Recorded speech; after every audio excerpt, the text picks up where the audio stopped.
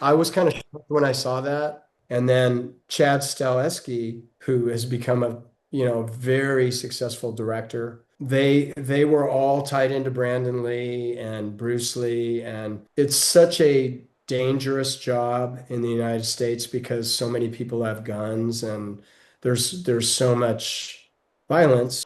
Angelique Jolie, I met her there. She was training there. So I think a lot of people get annoyed with them because they don't really know how to use them properly. Yeah, I And mean, I think he was a very talented director. I didn't like the way he directed our movie because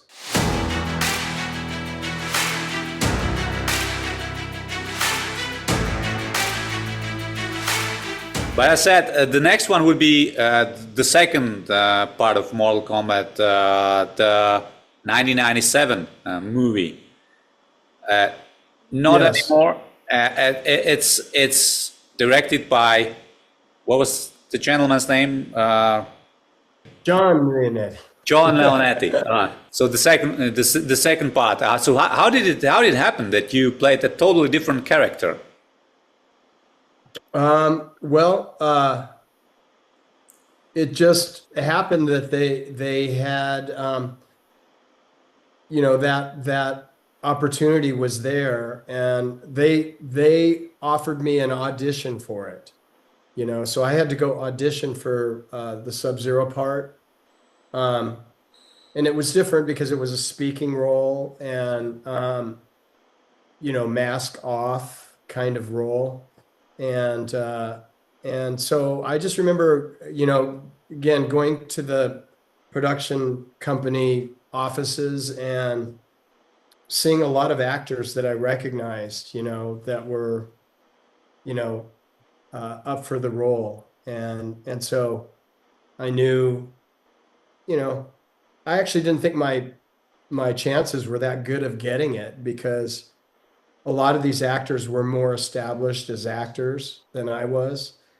And so, but this is probably one of those times where, my martial arts experience and the fact that they already knew that I could do the action, was a big advantage over those other actors. And so, yeah, I mean, I had to go to a lot of callbacks, auditions for that. And then they had me read in table readings where they had other actors there and we go through the entire screenplay. And I don't think I had ever done that before. I think that was my first time going to read throughs of the screenplay, table readings, they call it.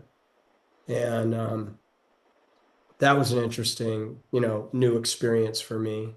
Um, but then, yeah, I ended up because they were talking about either giving me that role or the role of Baraka, and I didn't find out. They guaranteed me, that when they sent me over to England, we filmed in London. They offered me the Baraka role, and then when I got to London, I saw Larry Kazanoff in the hotel lobby, and he says, "Keith, you got the Sub-Zero." And I was like, "Oh yeah." Um, and so that was cool. Yeah, and John Leonetti, the director, was he was the camera. I mean the DP, the director of photography on the first Mortal Kombat movie, Oh, and okay, then that he makes sense. was given the opportunity to direct this one. It was his first time directing, I believe. So, did you know the characters? Did you know the games before, or was it a whole new world for you, Mortal It Kombat? was a whole new world, and I did, after the first Mortal Kombat, I started playing the game sometimes, just so I could kind of familiarize myself with it. Um, I'm not really much of a video game guy, but uh, I really appreciate the that I still think it's the best movie that's been made from a video game. you know, You mean the and first Mortal middle Kombat? one. Yes, definitely. Yeah. So, And what happened with the second one? Did you have like lower budget, or because it wasn't particularly successful, the second one, and was also the right. visuals. They were like, for me, it was just too much. Too much. Yeah. Like the sort of dinosaur like creatures and stuff like that. Yeah, I was kind of shocked when I saw that. I didn't find it to be very particularly believable, you know. and Whereas the not second, only that, but it looked also kind of cheap at some yeah, points yeah, compared to the first one, which was visually very like it was beautiful, really. yeah. I think that they relied too much in the second one on CGI stuff Hmm. that wasn't that great, you know. And also, I think we miss like Carrie Tagawa uh, Hmm. and oh God, Raiden. You know, Christopher Lambert. oh, Christopher Christopher Lambert. Lambert. We missed him. You know, I really thought he brought a lot to Raiden in that first movie. Hmm. Sure. So there were no like big names, good actors in the second one that would like lead the way for the whole movie. Well, I really like Carrie Tagawa too as the bad guy, you Hmm. know. I think he's such a solid actor. If you look at him in the things he's been in, he's always good, you know. And I've seen him play a not bad guy too, because he got kind of typecast for a while where he's only playing bad guys. Hmm. And he's just a real and he's a great guy, all around great guy too. I've hung out with him and I don't know Christopher Lambert. I never met him because we didn't work at the same times. And oddly enough, I didn't work at the same time, you know, because we did those in the first movie, we did the filming after the main Oh, part of the movie. So I didn't right. meet most of the actors the first time. And then Lyndon Ashby I met because he was filming that other fight scene with Chris Casamassa, the Mhm. Scorpion, Mhm. Johnny Cage fight Right. after too. So I met him, but I didn't meet the other actors. And then one day I had the martial arts studio in Los Angeles. He walked by my martial arts studio and saw the Mortal Kombat poster. I put it up in the window and he goes, "Where did you get that?" He comes inside and he was kind of standoffish. He goes, "Where did you get that poster?" Because they're not, nobody's supposed to have that poster. And I go, "Oh, hi." You know, I recognized him and then told him that I did the fight scene, you know, and he was like, "Oh," and we became like buddies, you know. And then I saw him at a thing in New York with my family. We were at the Urban National Showcase, which I'm going to go again this year Are to New you? York City. Uh, And have you heard of that? of course. And Carrie was there, and we hung out with him the whole time. He's so fun to. He's really funny guy, you know, and he's just a great person, great human being, you know.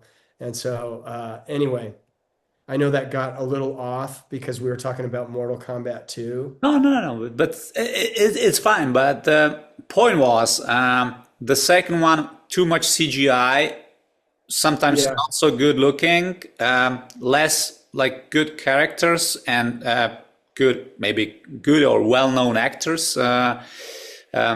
So was that the reason why the second installment was not so successful? Because it's a pity because your role is bigger and the fight is also great. The Sub-Zero Scorpion fight. yeah. I Is- mean, I think that the location kind of hurt our fight quite a bit. You know, all the part that takes place on the lower part of the bridge, Hmm. really hard to see. it was because of the way the bridge was built. It was really hard to find a place to put the camera where it could see everything. And maybe nowadays, since cameras have gotten a lot more versatile and smaller, that, there probably would have been more ways of shooting it. But I also think they would have, I think it would have been really helpful to build a part of that lower bridge that only had one side to it. We were actually shooting on the bridge, and it was a real bridge, that went across that gap. And it had those two sides to it, and it was enclosed inside. And I think it was really hard to set the cameras where the cameras could see what was going on in the fight. You can tell, like, you're sort of going, I can't see what's going on here, in the fight. And I was fighting against J.J. Perry, who was playing Scorpion. Oh, was that J.J. Perry? That was J.J. Perry. I didn't know that. Yeah, J.J. Perry played Scorpion in 2. And, he's become a director, and he's another great guy who, I became friends with on Mortal Kombat 2. He's a great guy to hang out with. I'm not surprised that he's doing so well because, he's a very talented guy. And I felt like our fight, we didn't get to really show off in that lower part, which was so important.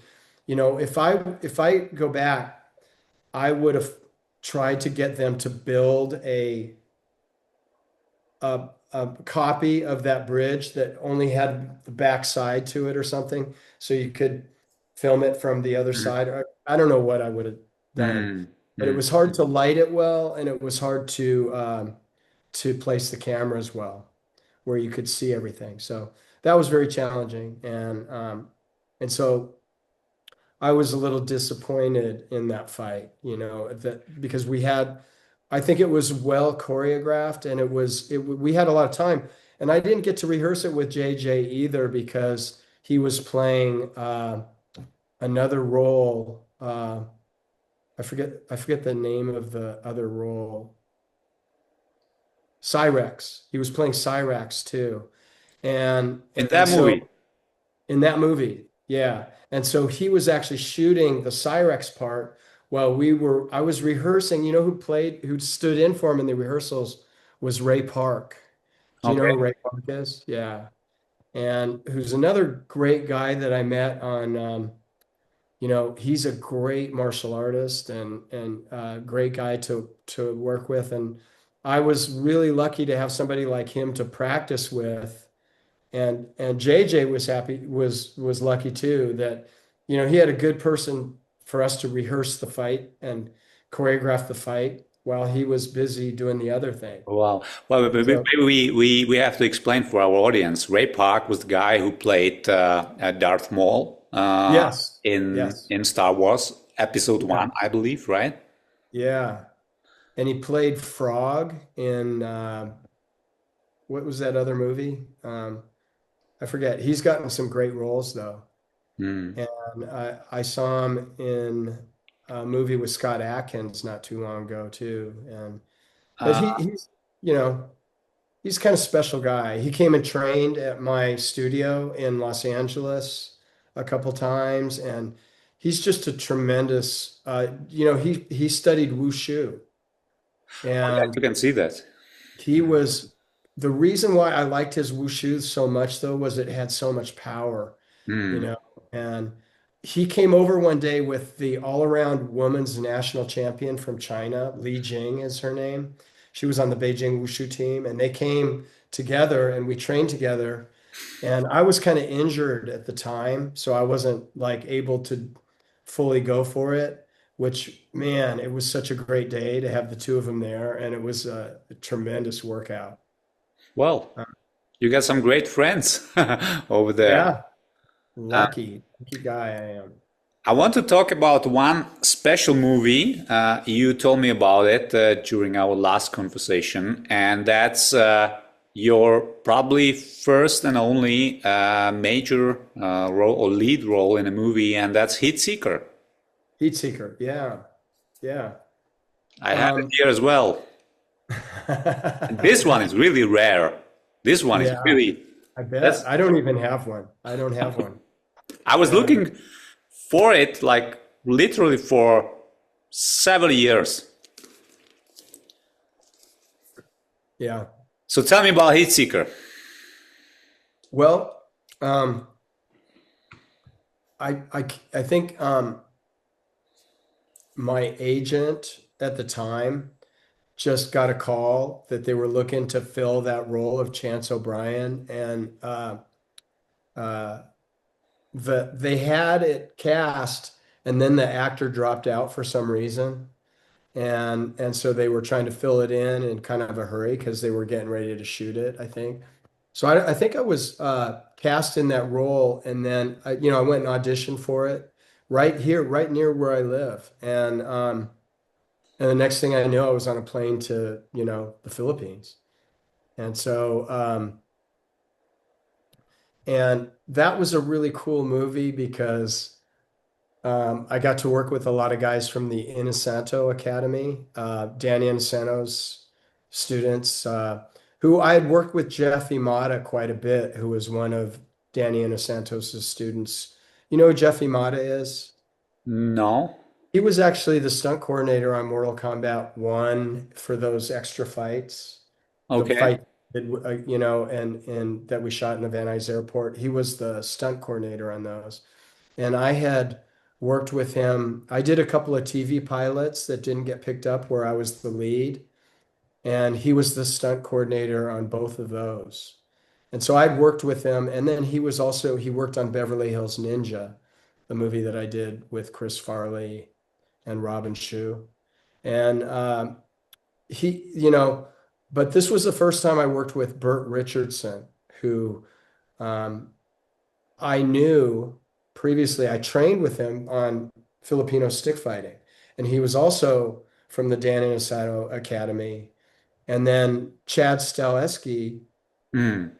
um, you know, who has become a very successful director, who J.J. Perry has worked with quite a bit. And um, anyway, it was his first movie, and he was a stunt guy on that movie, and he played one of the fighters in the movie.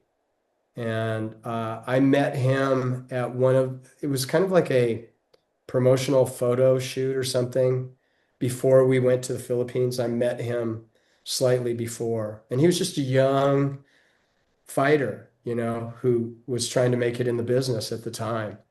And so that was cool. And there were other guys, and I always liked working with the guys from that place because they always, they were all tied into Brandon Lee and Bruce Lee and were film buffs, and they were all very relaxed, well trained in boxing and kickboxing, Filipino stick fighting, and so they were just really relaxed people to work with, and very confident in learning choreography and remembering choreography and being, like I said again, relaxed. Being relaxed in a fight scene is so valuable, being comfortable, and those guys are.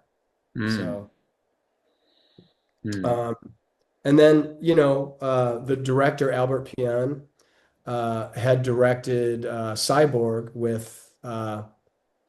uh, with Jean-Claude Van Damme. Yes. Yeah, he directed a bunch of movies that Yeah. never really made it, but some of them are really good. Yeah, I And mean, I think he was a very talented director. I didn't like was. the way he directed our movie because, you know, that's where I think a Hong Kong style of shooting, because we shot Heatseeker in 10 days in the Philippines, and we had 1 day in Rome, Italy, which was Mm. really cool because got to go to Rome, Italy. But when you have 14 or however many fight scenes I had in 10 days, that's pretty overwhelming, And so he didn't really shoot coverage on fight scenes.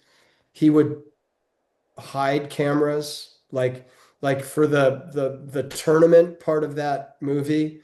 He hid cameras in the audience. He hid them behind actors. He had was shooting with a lot of cameras, and he shot a lot of footage. but you know, it's really important to know where you're playing to when you're, you know, you want the full impact of a hit, or you want to know where the camera is so you can play. And it made it hard to, and you end up shooting a lot of masters, having to do long takes of long pieces of the fight. So it's more difficult to keep the energy up and to know Mm. when to really throw something hard or whatever. And so I didn't like that part of that, but I think that was the way he dealt with having to um, such a short amount of time to film in, you know. I can understand that, and I also Yeah, can understand what you're saying, that there is the totally the opposite way of doing it than yeah, in my experience. when Yeah. the Hong Kong style Yes, yes, is doing. exactly. Yeah. Mm, A mm, lot of times the Hong Kong guys don't even care if they have a master. You know, they want the coverage, and they know where, you know, where something's going to look, what angle a portion of the fight is going to look best from, and they'll cover that angle and not waste time shooting it from a bunch of angles that aren't going to work, you know. mm. So anyway, So you played the lead, and you fought. Well, in the final scene, you fought Gary Daniels. Did you know him before? didn't know him before. I knew of him. I Mm. of course knew of him, but we hadn't worked together before and we had never met. Yeah. And so that was really cool that they had Gary because, you know, Gary's a good actor, you know, and a great martial artist. And so, you know, sometimes that's a little hard to come by, people who can do both. And he's definitely one of the guys who can do both. And so it was a privilege to work with him. And you know, he has a lot of experience. And I just think our fight could have been better again if, you know, we had that coverage and we, you know, so Yeah. I was a little disappointed, you know, by that, the, the action in that movie, the way it was shot, you know. Mm. So what happened then with your career? Because you haven't been like much active then later on up until now. Of course, Black Creek, we're gonna screen it on our event in September. But I mean, Heatseeker is probably the last major appearance what I remember. Yeah. Movies. The only other thing in between was called this movie called Champions of the Deep. And you may not have ever heard of it or been able to get it. It was produced by this guy named Don Rodriguez, who is a martial arts master, and he puts on a tournament in Rhode Island in the Oh, United oh, States. really? And I don't know if you know who Christine Bannon is. Of course. That's his wife. I know. And she was the fight coordinator on this movie that I did called Champions of the Deep. And it was very, very low budget and it had a lot of problems, but that was the next thing that I did. Um, I forget what year that was. Well, Uh, actually, you mentioning yeah, this now. Yeah, the title rings a bell a little bit, but I haven't seen it. I don't even know where to find it. What happened with the movie? did we talk about Beverly Hills Ninja? Not Because really. Not that really. one, I skipped that one. yeah, but that was in there, and then that other movie that we just talked about, and then you know, really what happened with me was I opened the martial arts studio in 1994, and it just kind of took over my life, you know, the responsibilities day to day. Like I said, we had a fitness program and a martial arts program. And so I was there. I did a double shift every day. I started at 6 a.m. with a fitness class, and I did another fitness class at 8:30 a.m. And then I took off and I came back around 3 for the afternoon in the kids' classes. And I got so into it, I kind of forgot about pursuing the other. And Mm. also I had my son actually was born in 1996, and he was really into baseball, and I was really into being a dad. And so, you know, family and the martial arts studio, which was my second family, really took my life over. And I didn't want to run around to some audition in Pasadena or something like that when I had these responsibilities. And so I stopped going out on things after a while. I stopped trying to get things and just focused on the martial arts school. And in COVID, when COVID came, after about 2 years, I decided to close the martial arts school. And now I'm starting to look for acting roles again. Like I said, I just did a movie in Germany this year, actually with Gary Daniels again. Oh, It was wow. so great to work with him again, and sort of we reacquainted ourselves and hung out together over there. And we were in Dusseldorf. And Sean Lowe, I think I mentioned to you before, Sean Lowe produced it.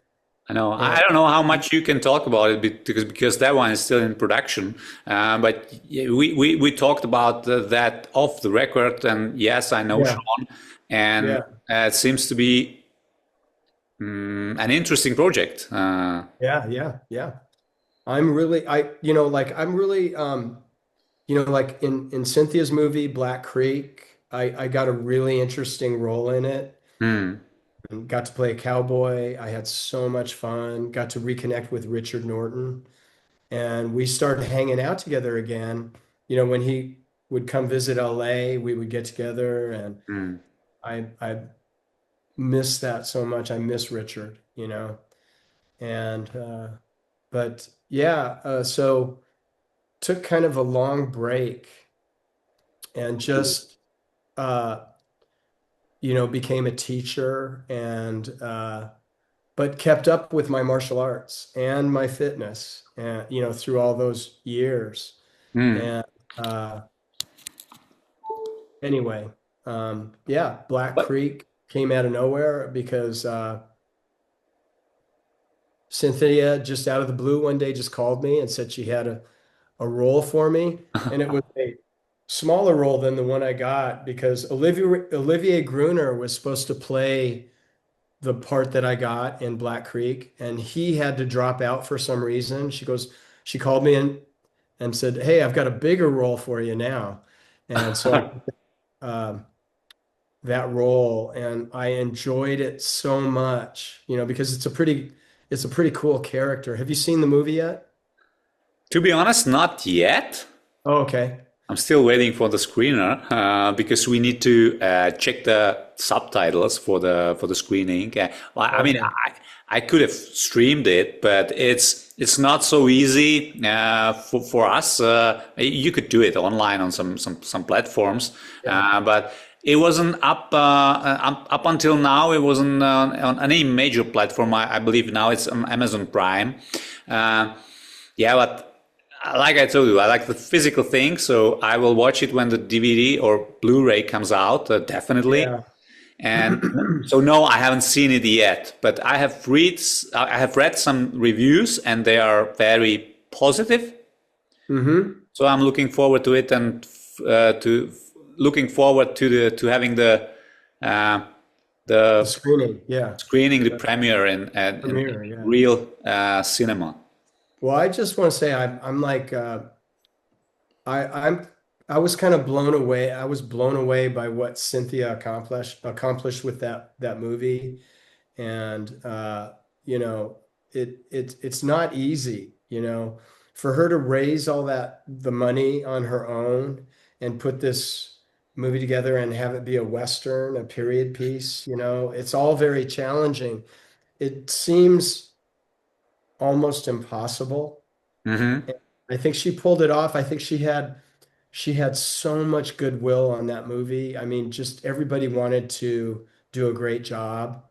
And I was just blown away, I had so much fun, and it was a really challenging role. And uh, I think, she worked some magic on that one, to be able to come up with that in such a short shoot. Again, this was about, I think it was 16 days, and that's short, and It is. it's very challenging. And so she really um, deserves a lot of credit and recognition for that accomplishment, you know. Definitely. Yeah. Um, so you're back into movies now. If there are some opportunities,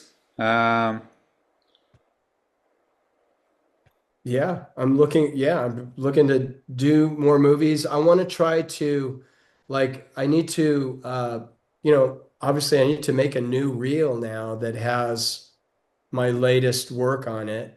I want to do that. And I'll include some of my older work too, but I want the current stuff and start looking for work again, start actively looking for work. And I'm hoping I get more work from these movies getting out there, I'm almost like unrecognizable in Black Creek. Like people don't even realize it's me because, it's a different kind of a role. I have a different accent. I do a Southern accent in this movie. And okay. so it's a cowboy. I'm basically playing a white guy, you know, for the first time. And, uh, I'm half white, so it's not like that big of a stretch. But um, anyway, I love that I got that opportunity to play a kind of a real interesting character, And same with the movie that I did after that's coming up, Lion Fist. I got a really interesting role in that one too. And so I'm hoping that I get some more opportunities out of the new stuff that I'm doing. Okay. So Well, uh, I'm certainly you will. Um, Tell me, in the last segment, let's talk a little bit about the fitness program that you do, or you told me also that you work for, you teach or you train police force in LA area. yeah, it's not like like most people who I've known in the past who work with police officers, it has more to do with fighting. And I'm actually uh, through some clients of mine who were friends with a lady named Gina Gallivan. She's a psychologist. She's actually a police psychologist, and she treats police officers that have PTSD. Hmm. Um, you know what that is, right? Yes. Yeah, post-traumatic stress syndrome. And, obviously a lot of soldiers get it. Yes. Police officers, I would say, especially in America, it's one of the worst places. I mean, I think it's such a dangerous job in the United States because so many people have guns and there's so much violence. You read about it, I think it's more prevalent in the United States than in most other countries. There are other countries that are more violent than the US, but um, so many criminals have guns and regular people have guns. You never know what you're up against. And police officers get this thing called hypervigilance, where they're always on the lookout. And even when they come home with their families, when they go out, their radar is always up. And so it makes them really susceptible to uh, PTSD and then other issues. And so one of the best things for people who are in high stress jobs is to exercise because Mm. it's such a great release of stress, Mhm. and just get yourself breathing and get your mind clear from distractions and stuff like that. And that's something that I've found very rewarding in working out myself, is to clear my mind, reduce my stress, and also recover from injuries. I find working out to be such a healing thing for me in my life.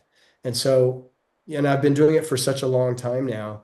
It's great to have an opportunity to help other people maybe approach it from a different space than they have thought about in the past. And I think it's great to approach it from a wellness aspect, mental wellness, not only just the physical benefits that you get from working out, which are obvious.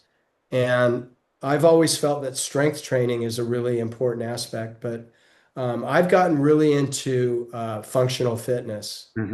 And there's a guy, actually, it's interesting. I think he was on my team at the World Championships in Munich.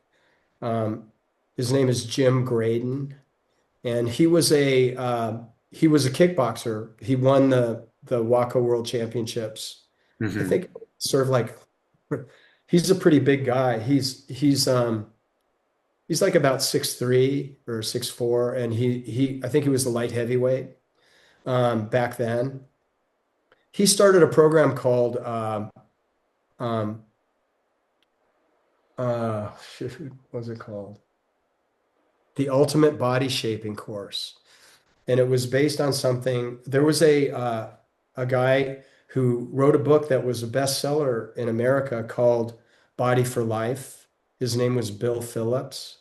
And he came up with a competition that people could do for a boot camp. They would do a 10-week workout plan, and the people who joined that program would have a competition for who had the most improvement at the end of 10 weeks. And he started one for martial arts schools, Jim Graydon. And I signed up for it with my studio.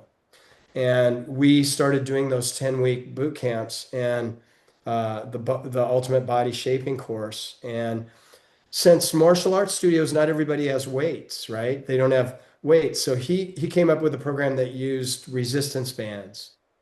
And we had 3 different kinds of resistant bands: the long tube, which had a handle at each end, and then they had a figure 8 tube that you do shorter movements with, triceps, curls, and then they had a short round band that you could do like some different core exercises with.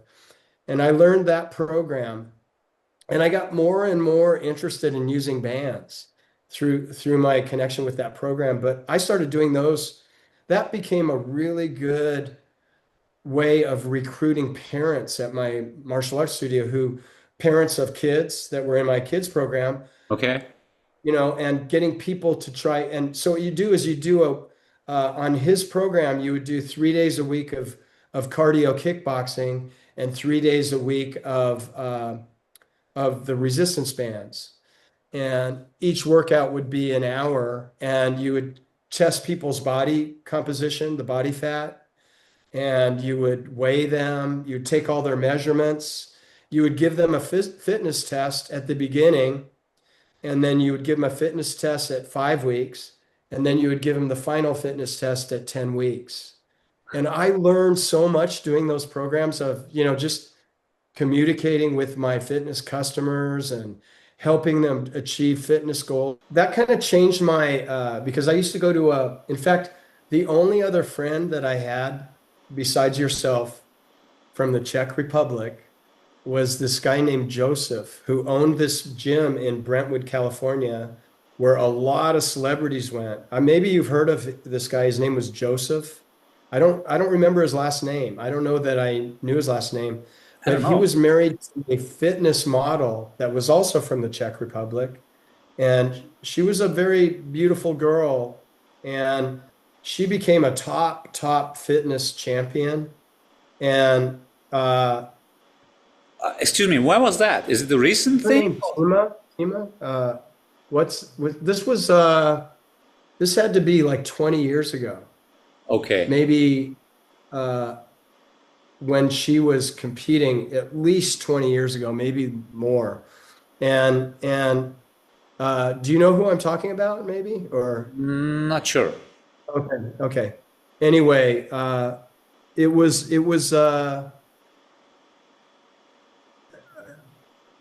during that time that I started doing all those boot camps and stuff. And I used to go to his gym and weight train every day. I didn't kill myself though. I went there for about 15 or 20 minutes.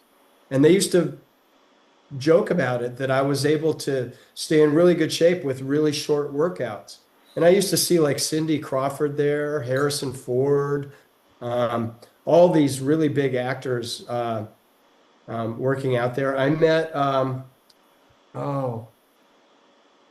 Angelique Jolie. I met her there. She was training there. But anyway, I met Bruce Springsteen there. I actually spotted Bruce Springsteen on the bench press at his gym. And it was 5 minutes from my school.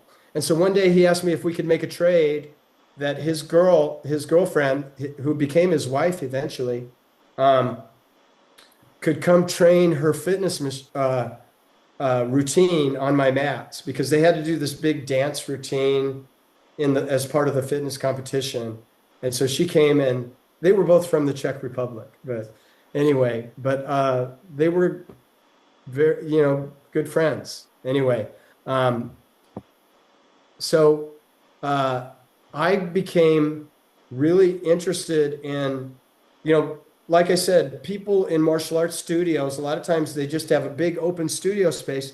They don't have room for a weight room or a lot of weights, and weights are heavy and bulky. And, I became fascinated with fitness bands because you can create, resistance in any direction. You can push down, you can push up, you can push level. You're not requiring gravity to create the resistance. Weights, you have to push them away from earth. You have to push them away from the ground.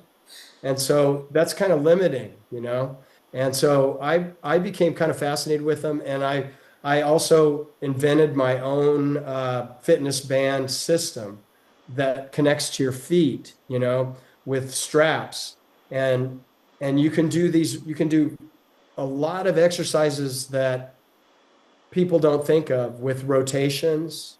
And I connected a gymnastics wooden ring as the handle. So you can do all these different exercises, and you're not stuck to the floor. You can move, you can include footwork, and get your heart rate up really high. And so I got sort of obsessed with bands, and now I don't use weights at all. I just use bands for my training. So your shape is now like the body shape. It's like done solely through the bands. No lifting at all. No lifting, but I still do things like push-ups and body weight. But that's a body weight training. My body weight for resistance, but I don't use any weights anymore at all. That is awesome. And I think I've become, from so many years I've been using resistance bands for over 20 years now. And I have a really good relationship with one of the best fitness band companies in the United States. It's a family-owned business in Alabama, down in the South, and that's all they do is make fitness bands, and they make the ones covered with cloth, so that you can't break a band and snap yourself.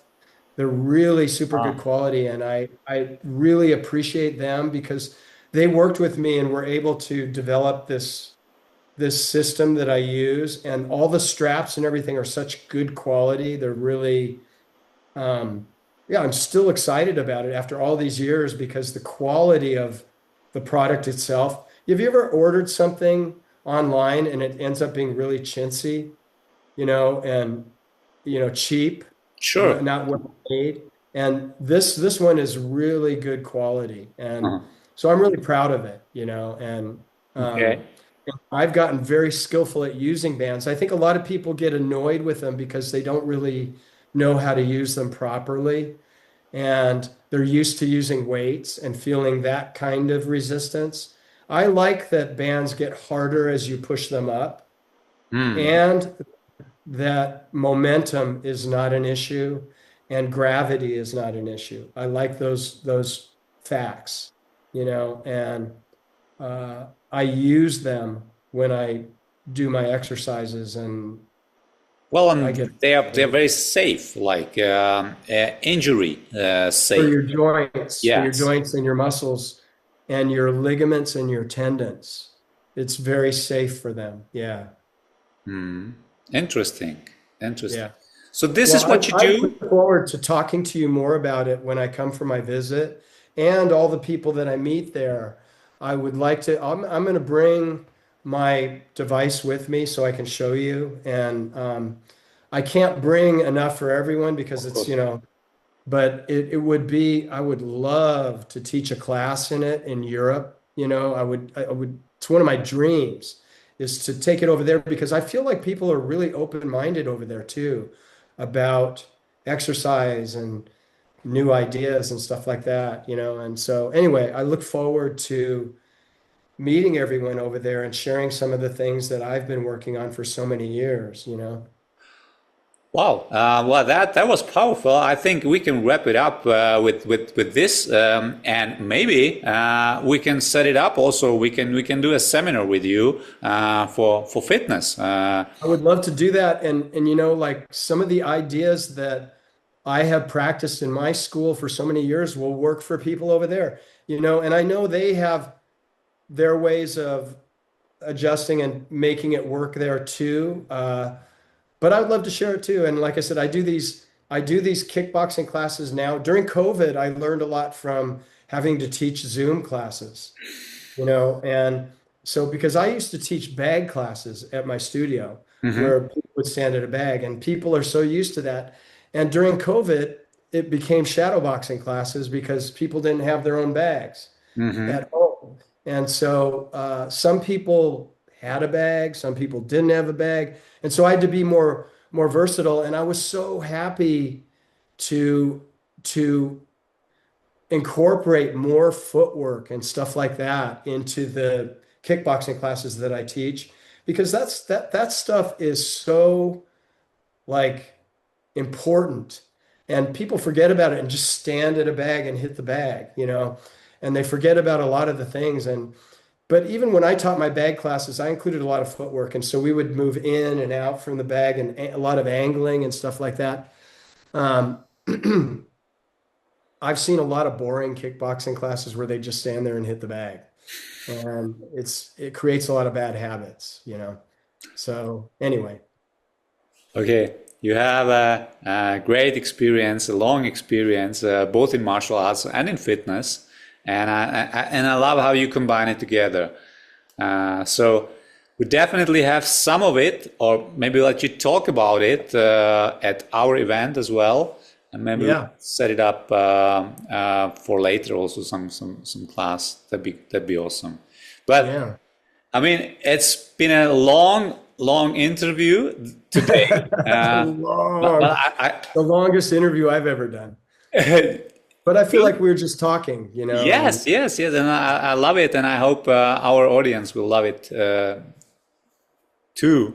Me too. And Keith, thank you, and I'm so looking forward to having you attend our event. I am too. Yeah. It will be.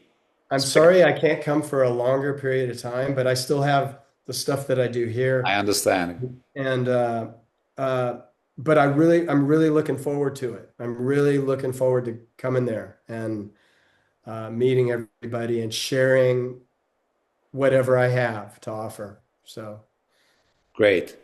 So thank you again, and I'll see you soon in the Czech Republic.